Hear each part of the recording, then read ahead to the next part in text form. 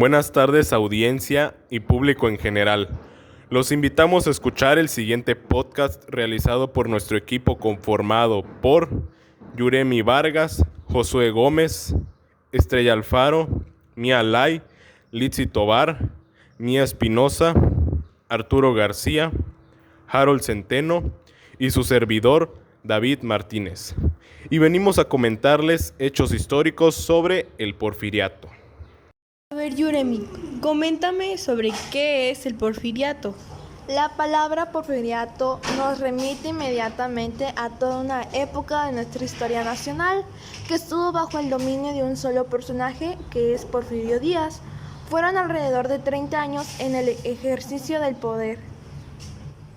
El porfiriato fue un periodo de la historia política de México durante el cual gobernó el país el general Porfirio Díaz entre 1876 y 1911. En estos años se logró un relativo progreso económico y material y se pacificó al país, aunque a costa de gran represión, desigualdad e injusticia social. Porfirio Díaz era un militar de gran prestigio dentro de las fuerzas militares y buena parte de los círculos políticos mexicanos. En los acontecimientos más importantes se destacó una fecha en especial, 1876, ya que en esta fecha empezó todo el porfiriato de Porfirio Díaz. Tanto como el 10 de enero, Porfirio Díaz proclama el Plan de Tuxtepec contra el presidente Sebastián Lerdo de Tejada. Al igual, el 16 de noviembre fue la batalla de Tocuac. El 21 de noviembre de esta fecha, Lerdo de Tejada deja el poder. Y el 28 de noviembre, Porfirio Díaz accede al poder, inicio del porfiriato. Bueno, pues en el periodo del porfiriato, esto abarcó desde 1876 hasta 1911. Concretamente, desde el inicio del primer mandato presidencial de Díaz hasta el estallido de la Revolución. En esto destacó el gran desarrollo económico en México, basado en la creación de una moderna red de ferrocarriles, la electrificación y la industrialización del país. Por en contra, en el plano político, fue un régimen paternalista y autoritario, sobre todo en sus últimos años. A ver, Litsi, mencióname los personajes importantes del porfiriato.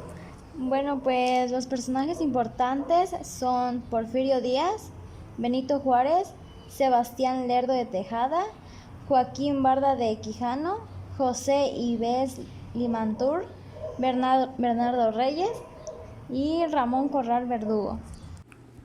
Vamos a hablar unas de causas del porfiriato.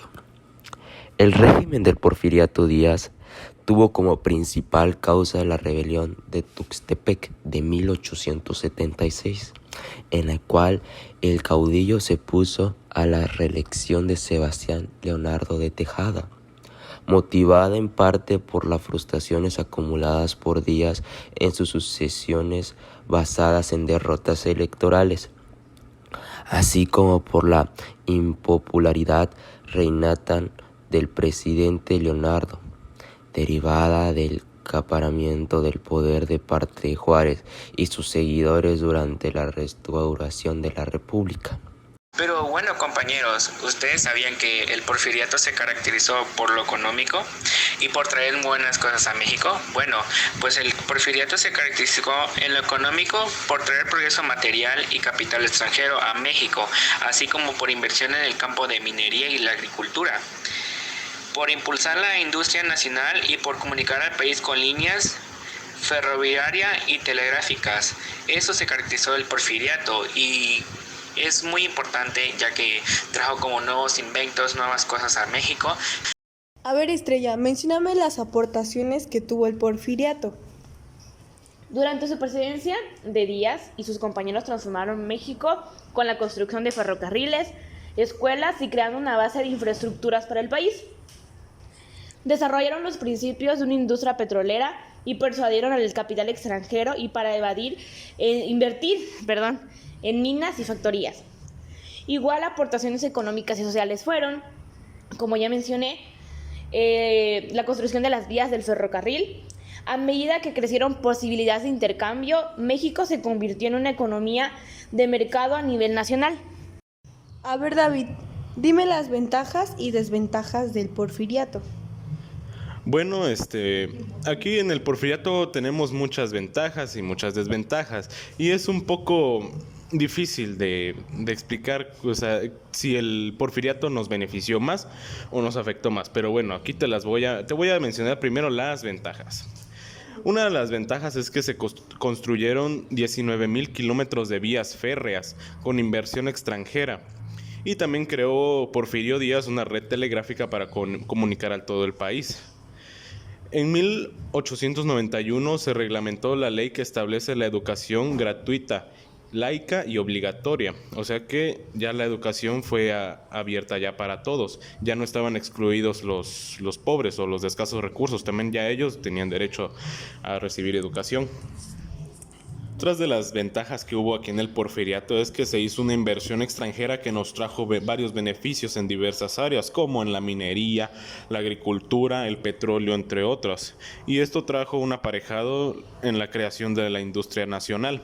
También se fundó la Escuela Naval Militar y se crearon las compañías Mexicana de Navegación Transatlántica Mexicana y Naviera del Pacífico.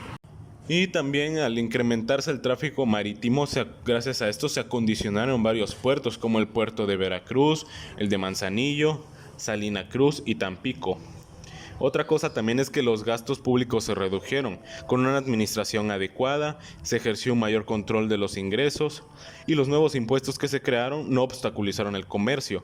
Y una última importante es que Porfirio Díaz aquí creó la Universidad Nacional Autónoma de México, o sea, la UNAM, y fue impulsado el desarrollo de las artes y la literatura, en especial la pintura. El porfiriato tuvo dos etapas.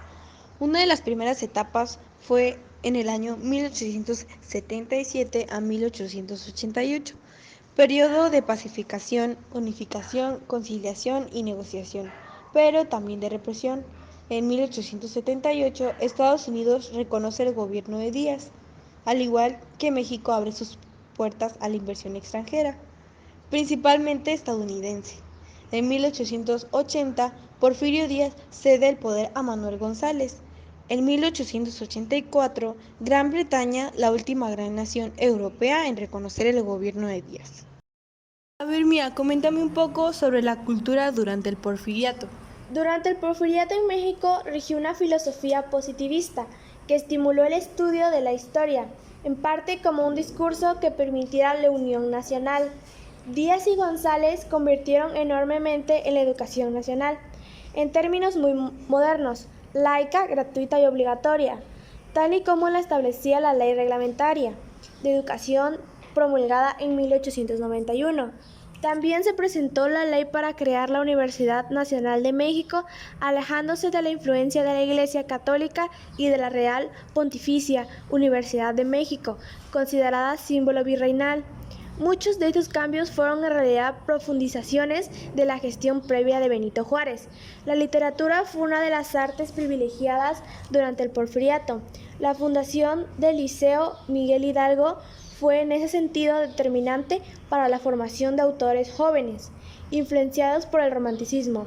Además, en 1867 se habían empezado a instaurar las veladas literarias, que eran grupo de escritores en proyecto estético común, tales como Guillermo Prieto, Manuel Paino, Ignacio Ramírez, Vicente Rivera Palacio, Luis Urbina, Gusto Sierra y Juan de Dios Pesa. Por otro lado, apareció el teatro chico mexicano, una forma de teatro popular que junto al muralismo jugaría un papel importante en los tiempos de la Revolución Mexicana. Gracias por su atención y espero les haya gustado el podcast del día de hoy titulado El Porfiriato. Muchas gracias.